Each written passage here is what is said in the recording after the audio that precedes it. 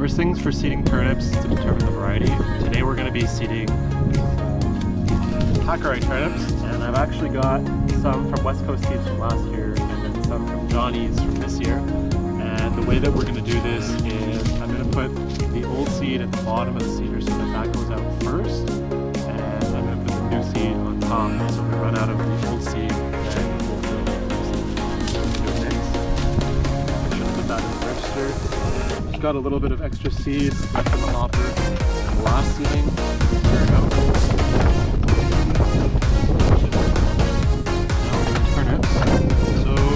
Got a 1-inch spacing set up here, which is perfect for the turnips.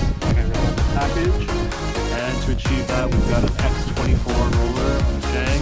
The Jang steer system is set up with a 10 on the front and a 14 on the rear, I believe. And then just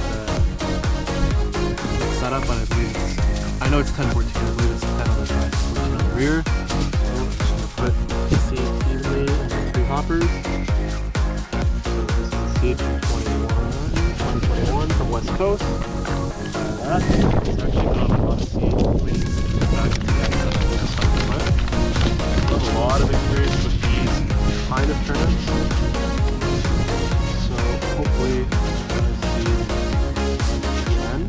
And we're using a 3-row Jang seeder, and for a 30-inch bed, it's going to be 6 rows.